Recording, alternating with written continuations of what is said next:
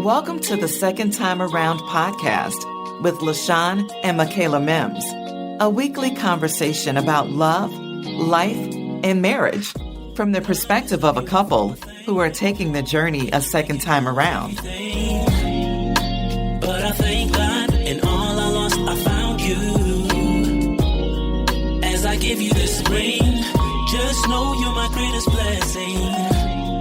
All the good and the bad will make this love true. Hey, family, it's Thursday, and this is the Second Time Around podcast. I am your co-host, LaShawn Mims. I am a husband, a father, a grandfather, and also the pastor of Judah Fellowship Church in Elk Grove, California. That's a lot of stuff I am. And we are here today. Yes, we, because I am a co-host. There is another host, and it is my lovely wife. Not just my wife, but my best friend, Michaela Mims. Go ahead and tell them who you are, baby girl. Hey. Hello.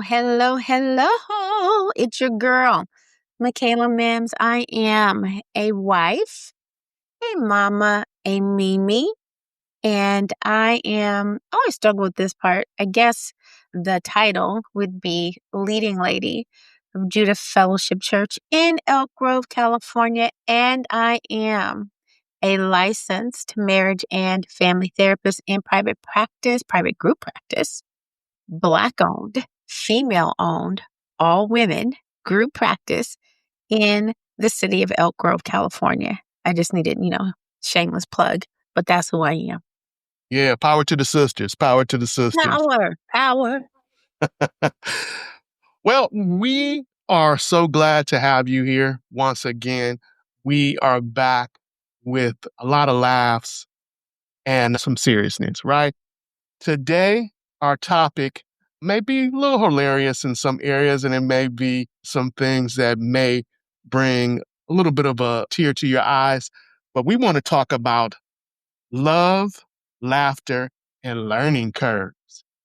Yeah, in this relationship, we do a lot of laughing, and definitely we do a lot of loving because we love each other so very much. But then it has not always been like that. There has been some learning curves. You got to get to know some folks, right? You have to get to know your mate. Yeah, you can't just walk in thinking everything gonna be the same. And this is the second time around. So as I always say, there must have been a first time. There was. Yes. I think it's made us better in the second time. So, baby, let's get started. I think I will ask you, what is the fun part about our relationship? What makes you laugh? There are so many things. I think for me, you have an incredible sense of humor and an incredible sense of timing. So that's part of what makes me laugh, because I never really know what is going to come out of your mouth. And you can say the funniest things. Like, I can't remember the name of that movie, but I was watching a movie, y'all, and I hope this is appropriate, but in the movie, a fire broke out and a woman got caught in the fire. She was burning. And I'm trying to say this without laughing, but it's funny. And Sean said, he was trying to come in and kiss me. I tell him to sugar me. Before he even sugared me, he said, oh, she crispy. So stuff like that. I'm like, where do you get that from? And then I think it's pretty cool because I have taken on some of that personality from you, because there was something. Was it a basketball game? I'm sorry, y'all. It was hilarious. And I don't know where this came from, but the basketball player, well, I'm going to just say what I said. He don't have no edges. So I don't know. I don't know. I remember that. Very funny. That was hilarious. That he didn't have any edges. And I was thinking, like, He didn't. That's not the purpose of the game, baby. That's not exactly how it goes. Someone was like, did you just say that? I did. Something was wrong. I don't know. The barber took his hairline back too far. I don't know what was wrong, but he had no edges.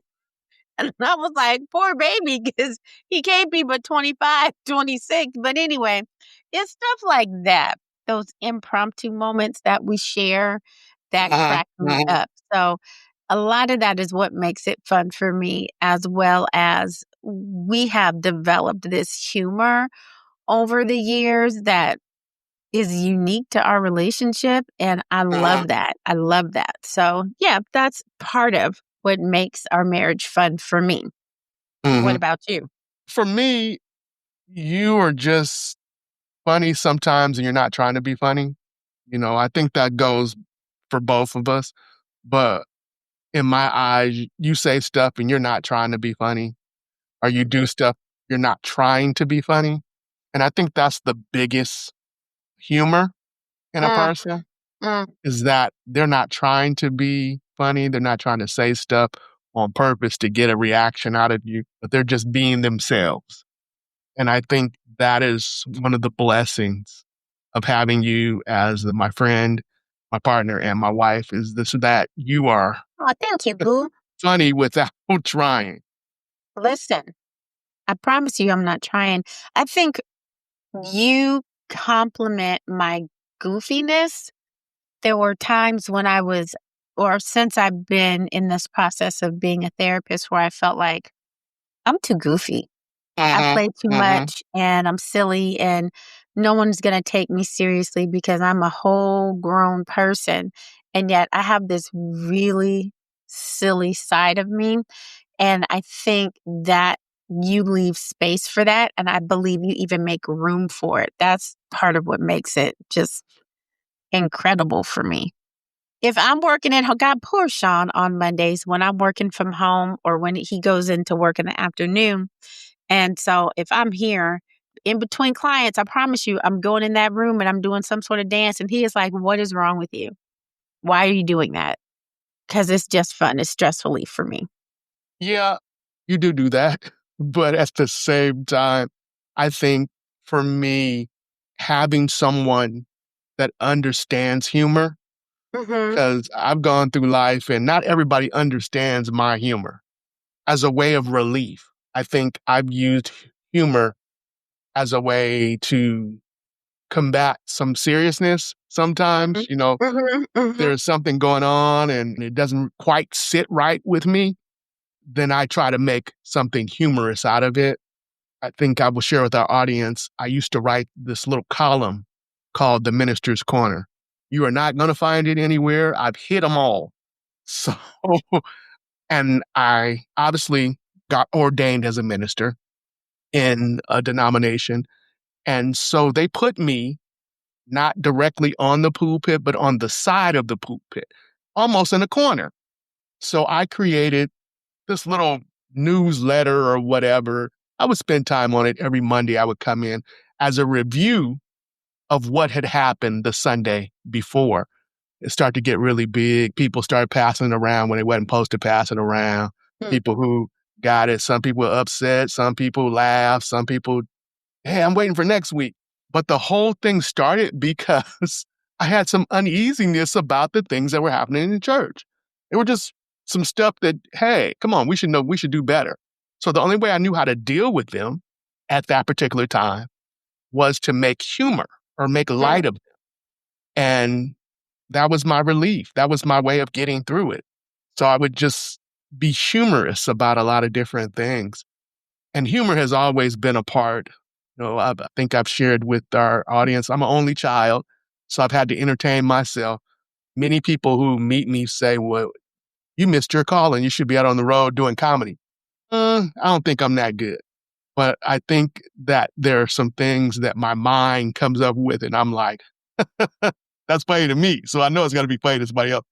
But being in ministry, just want to kind of shift to that, has not always been kind to the comedy that I have Mm. because you're supposed to love people. You're supposed to do that. I do love people, but I also see humor in it too. Uh, I love you, but I will talk yeah, about you. that's a bad dress you got on. That's a bad haircut. Oh, Lord. When you hear this, definitely you will laugh. And I struggle. I struggle with not saying something about people that you're supposed to love. I really do. I struggle with it because Facts. we were in church and I seen this young man, God bless him. He trying to help. He trying to do what he do. And I'm not going to get into all the other stuff that's going on with this young man, but he's trying to do what he's doing. And my thought is, can somebody get a seat for him and sit him down? I knew Please, you were going there. please sit down, young sir. That happened today. Please sit. That happened today. And we were in worship. This husband of mine says, somebody need to find him a seat. Where's his seat? If you're going to be up here, if you're going to be right there, you need a seat. So I pray nobody hears this. And they took his seats away. He used to have some seats on the top. So I'm not really sure if they weren't teaching him a lesson, showing him some things, but he marched his little old self back over there and just kind of straddled against the little railing and just stood there. And I was thinking, somebody need to get him a seat. I would just stop put it. one seat over there Stop for it. him to sit down. But anyway, Stop it.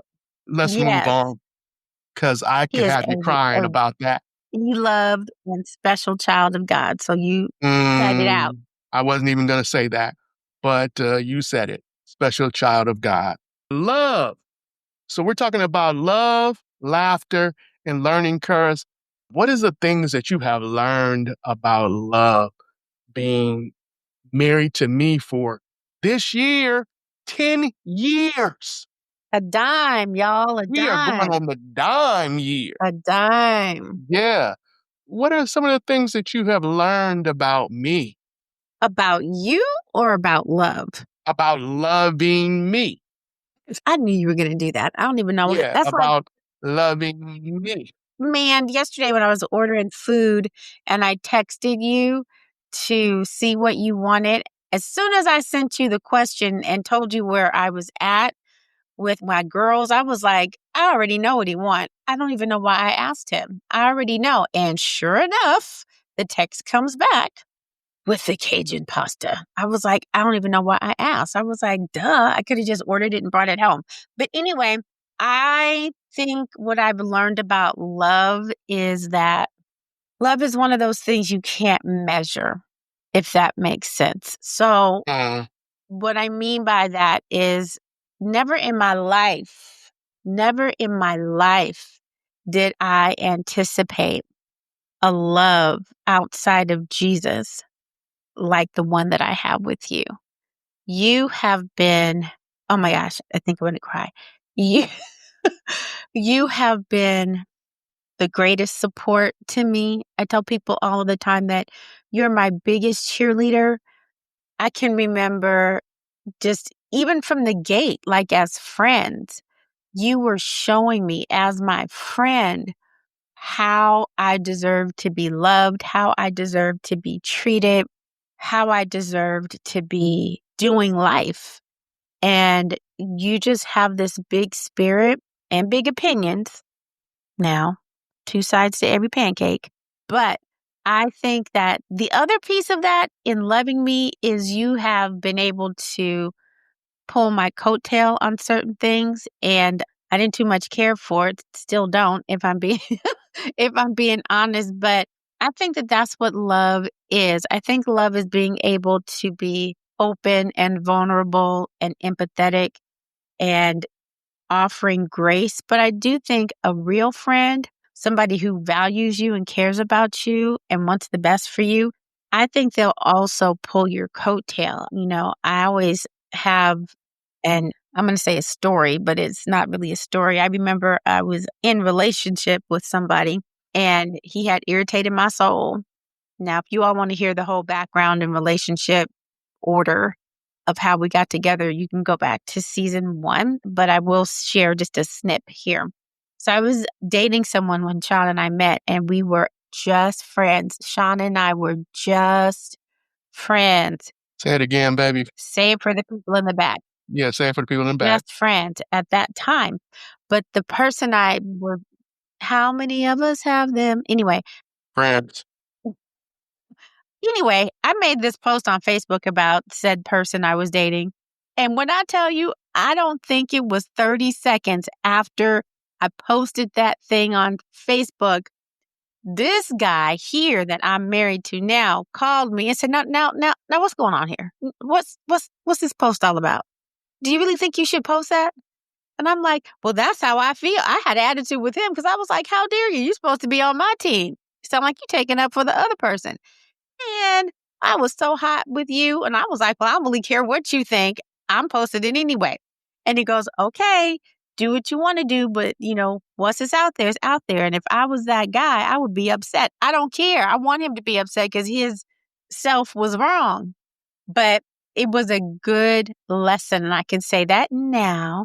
It was a good lesson about being careful about how you show up in the world, because one post, one ill-placed word that is misinterpreted, right, can shape how the world sees you. And so I don't know if that was the lesson you were trying to share with me, or just that if it was me and you would be, because Sean is that person that'll just roll up on you. He will get in the car, turn it on, and drive to your front door and ask you, now what's going on here?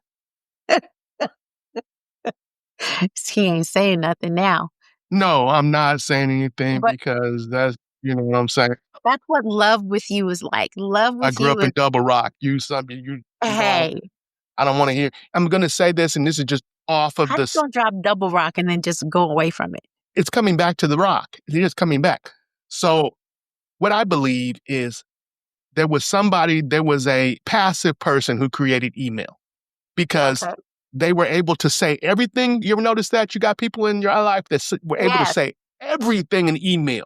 They can talk Yes. nasty in email, but when you roll up on them, no, that's not what I said. That's not what I meant. Wait a minute. I'm just saying.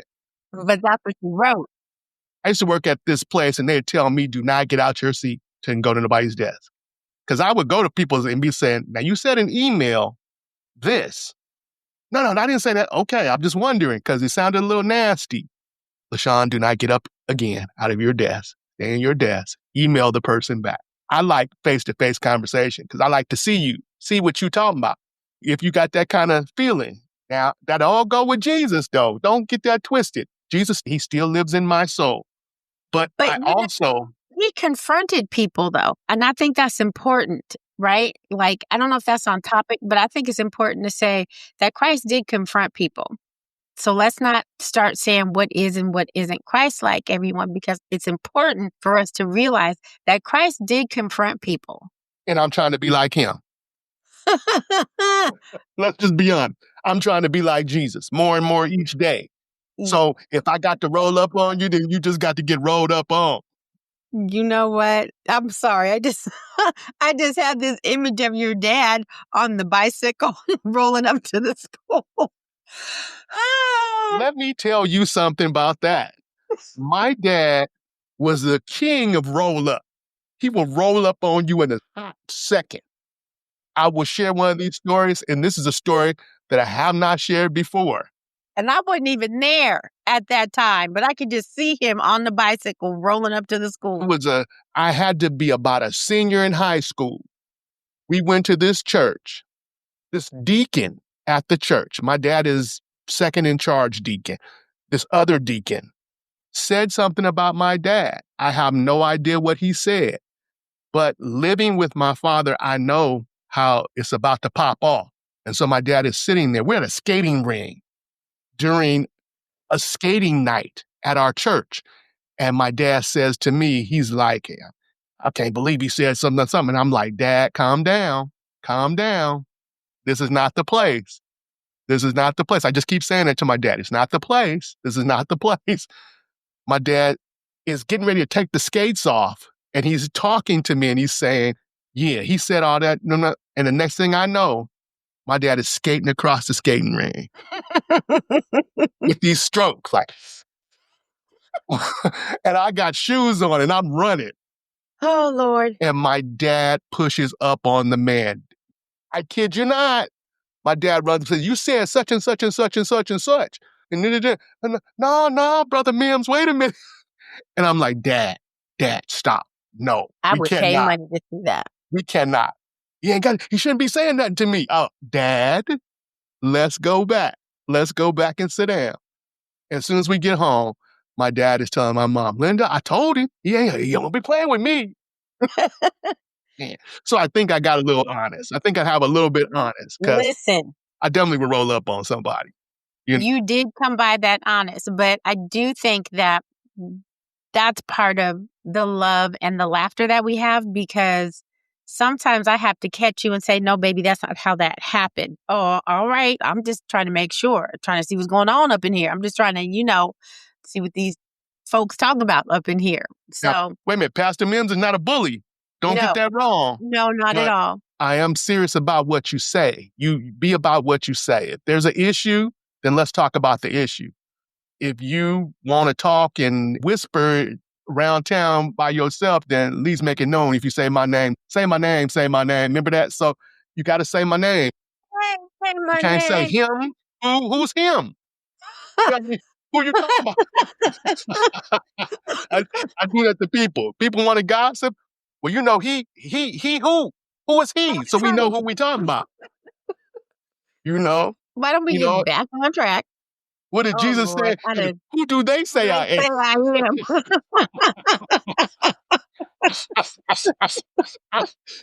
Oh, God. What are you talking about? Even Okay. Jesus We had to have gone get it off the clear. rail Peter, you one said more who? time. Well, who is he? I Okay, want all you right. all Well, to who do take you this. say he is? All right. So, Okay, so now same question for you, because we yeah. done went all the way to the left, What makes me lovable in this relationship, or what is it about being in relationship with me that is good for you? Oh, Life-giving, life-changing, life life altering, changing. Okay, life altering. I'll give you something that everlasting. happened. Okay. Okay, too many adjectives. Something that happened last week. Was it last week? It might have been a week and a half ago. Feeling bad about something. Something that happened in our household. And I just became emotional about it. I broke down and started to cry. Yes, I do cry. Not between us, Not between us. but within our family. A situation that was transpiring in our universe, let's put it that way. And so the first thing Michaela did was not, what's wrong? What's wrong? Tell me. The first thing that Michaela did is put her hands on me and started to pray. In my whatever crying or hurt or whatever, In your distress, she is the wordsmith. Yes, distress. And in my distress, I said, that is the reason why I have her in my life. Because she's not asking questions, she's just praying. She doesn't take it personal. She doesn't go right to, is this about me? Who did this? What happened? Let's jump them. Let's put on all black and go ride on these fools. She don't do that. She started to pray. And I thought that was just so genuine, so God-sent. That's what I needed at that moment. And I love Michaela because she is what I need in my life. She compliments me as not just a wife, but as a friend. She's the extension. I'm not going to go into my Bentley expression about her being the engine. You got that. That might have been last episode. We'll give you another one of them probably 2 more seasons from now. But she is that. And that's something we're talking about ourselves, but I want to share with our listeners is that you should be praying for God to bless you with someone who gives you the extension. You don't need a person who's like you. You need a person who is better than you or has something that you desire in your life. Many times as a man, we want somebody who's going to agree with us and all that. But I really desired someone who would, well, baby, you need to think about that a little bit. Think about what you're doing. Think about what's happening here. No. Don't skate across the ring on them yet. Let's talk about this. And I think that is what I love so much about Michaela is that she is the voice of reason in our house. Because if I didn't have Michaela, I'm not even going to say where I think I might be. Might be doing something that I'm not supposed to do and get your mind out the gutter. But I might be doing something that causes me some pain in my future or, And she has been, for these 10 years that we've been married and even beyond that, dating, she has been the voice of reason, a voice that I can trust. Because every man needs to trust somebody, right? Every woman needs to Listen. trust a man. Yeah, so Mm. let me phrase that a little bit different. Everybody wants to trust their mate. That is a desire to trust their mate. You don't have to, but you want to, so. Right, right. I think it's funny that you say that because a lot of times when I am working with a couple, they think that their issue is communication. And that's like a broad umbrella to cover a lot of different core issues in the marriage. A lot of times, what really is at play here is trust. There's been broken trust somewhere along the way. And because of that broken trust, it feels like a betrayal. And that betrayal can cut to the core because you are the person as my spouse that I am the most vulnerable with, right? There are things about me that you know that even a parent wouldn't know because you are now living with me as an adult. So when we have those places in relationships where trust is broken, there's a saying that says trust is the easiest thing to lose and the hardest thing to build back. And so for you to say to me that you can trust me, that says a lot. And I'm grateful for that. And I trust you implicitly, my love. I think that just like professionally, when I throw that hat on, that's huge. When you lose trust, man, the loss of trust is not only a joy killer, but it can dismantle a relationship quick, fast, and in a hurry. And so I think that when we're talking about love, laughter, and learning curves, I think for me, a learning curve was learning to trust you, learning to trust that you weren't somebody who was just going to be here for a little while and then bounce. Learning that even if we have an argument, it's not the end of the relationship. I don't think that now. I did think that early on. But I think when we talk a little bit about the learning curve piece of it, that's the piece that takes a lot of work in a second marriage is that trust factor and how you build it and how you nurture it and how you sustain it. So you done said a word there, sir. Trust is huge. Yeah. I'm grateful. And I think for the most part, it's like you just tapped on that. That is the next place where we're going, the learning curves part. Mm-hmm. It's difficult. It's difficult to come into a second marriage, a new relationship, and unlearn the things that you have learned. Mm-hmm. This season, I think we're dealing more about that, about the unlearning period of trying to unravel and uncomplicate what you had already been in. Exactly. Once again, like I said, we're going on our 10th year marriage. Are we perfect? No, we're not perfect. But I think for the most part, we understand one another. We understand that, okay, she likes to do this right here. That's part of that. Are we still working out some things from the past marriage? Yes. Yes, we are. I have to admit, yes, we are. But we're not working them out as much as we were in the beginning. Right. And I think you alluded to that when you said that we go through different things and you were talking about trust and talking about different things like that. We had to reestablish trust because trust for me was a big thing. I don't trust you. I don't trust that many folks. No matter how they may act, it take No a matter while. what their mouth says. Yeah. And also being in a relationship where trust has been broken. I think we both experienced that. You're dealing on janky trust, right? Right? You come into a new relationship with raggedy trust. You got to do something about that. Mm-hmm. And I don't think many people realize that. Many couples realize that. That you are going into a new relationship with raggedy trust, with snag-a-tooth trust. You are going into the relationship and you know good and well you can't talk about money. You can't talk about doing stuff because you like, Pardon my interruption. No, no. But I think Please. that, Your podcast also. oh, thank you. I think I think it's important to say here that it may not necessarily be that their trust is raggedy, but I think there's a component or element of that. I think that people don't take enough time between relationships to Mm, work on self, to heal, to grow, to do all of that internal work that they need to do before they go into the next relationship. And I'm going to stand on that. I'm going to stand on business on that, because how you just got hurt over here and you haven't let that wound heal.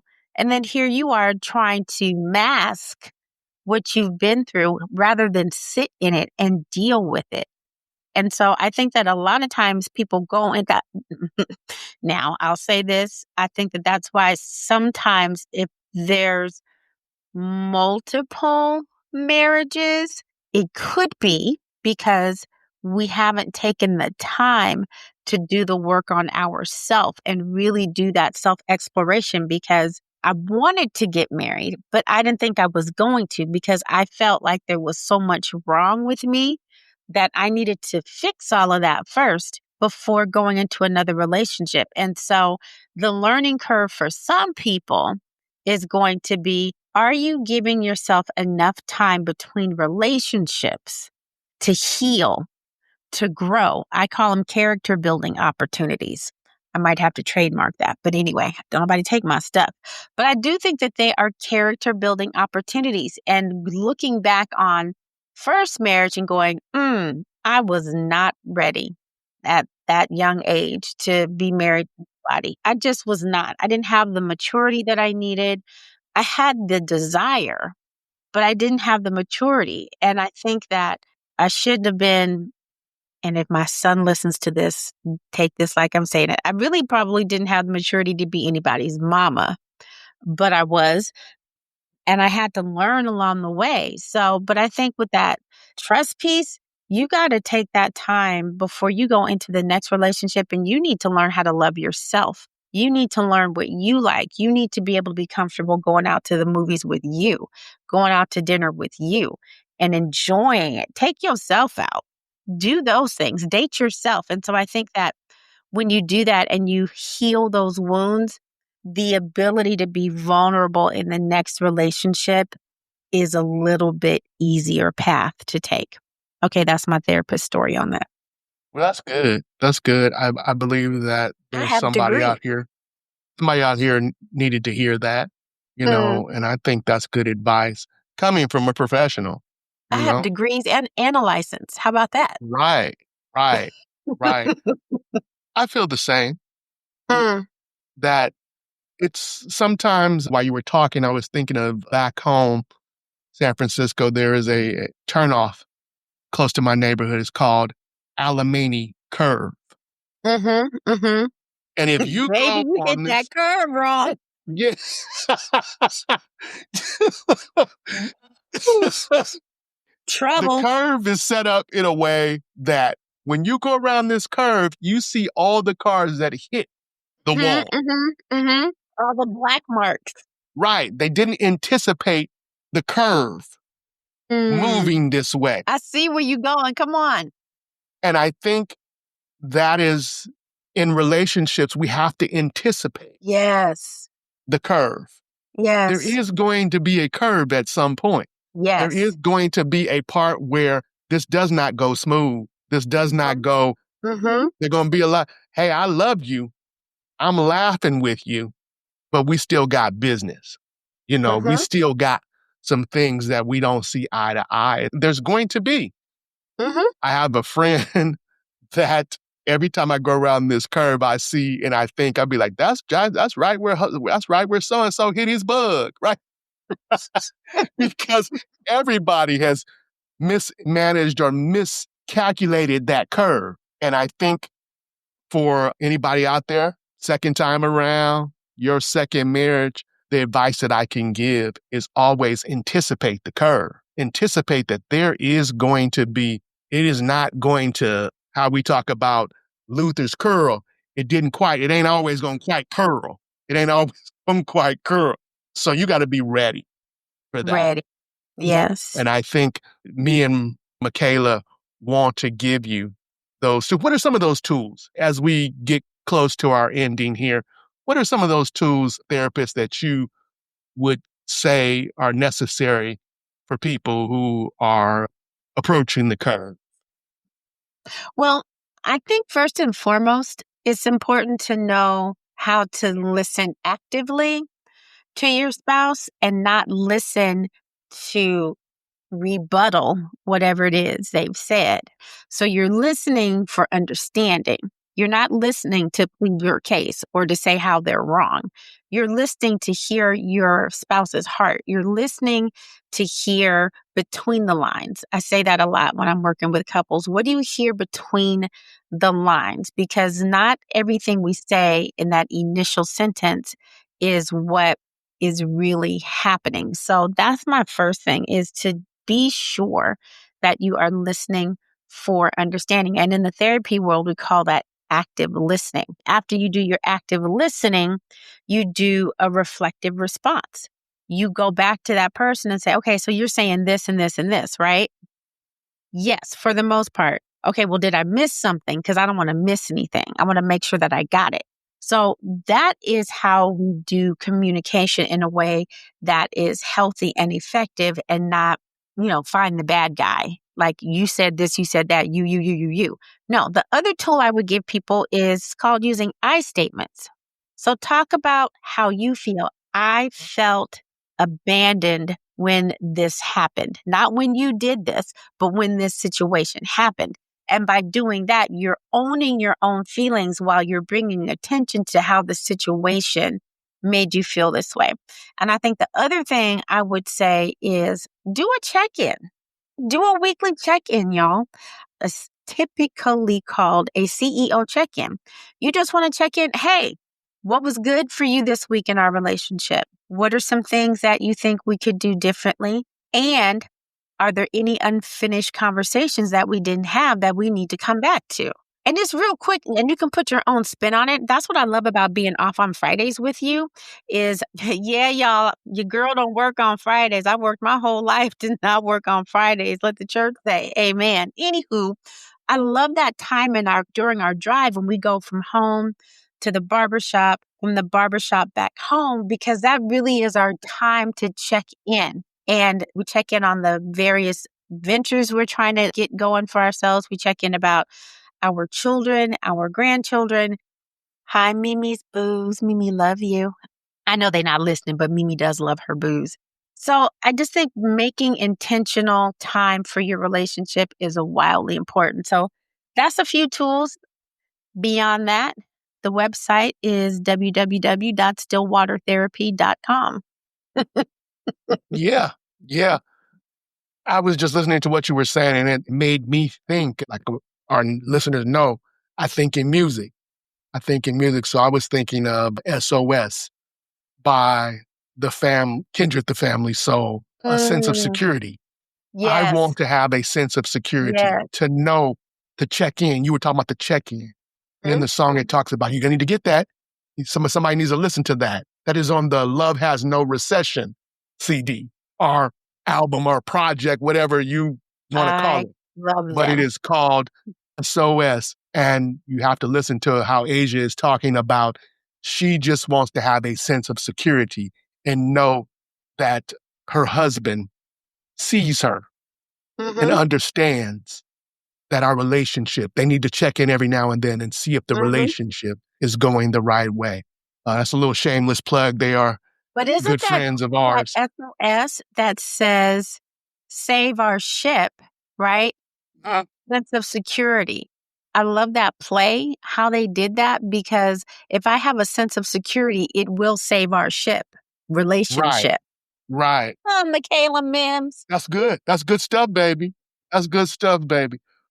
Well, this time, folks, I think we have come to the end of this podcast episode, Uh-huh. and we definitely will be back. We definitely have some more to talk about. But let me tell you, if you enjoyed this episode and you want to further talk about it, we are in the process of doing some things that will help you. with that will assist you into the next phases of the second time around. But for now, we do have a email address that you can pose your questions, say, hey, I want to hear a little bit more of that, LaShawn and Michaela. I like that part. Can you talk a little bit more about that? That email address is 2, the number 2, X at judahindthegrove.com. Once again, the number 2, letter X, at judahindthegrove.com. Yes, and that stands for second time around at Judah in the Grove. So hit us with some emails. Let us know. You don't have to be about the episode. You can just say, hi, I like what you're doing. God bless you. And your testimony. Yeah, even your testimony. So we're taking it all. Facts. Fantastic. Well, it looks like we're at the end of another one and another one. Y'all, we love doing this. We love spending time, first and foremost, with one another. And in addition to that, spending time pouring into you all. And it is such a blessing to be able to do so. Listen, we're going to wrap this one up. But we are going to be launching a Patreon account soon. There's going to be all kinds of stuff on there that we can't include in the podcast because we just don't have enough time. So until next time, y'all, we pray that you are happy. We pray that you are healthy. But most of all, we pray that you thrive. We'll see you next time. Bye. All right. We'll see you next time. Thank you for joining us this week. We look forward to continuing the conversation with you in our next episode.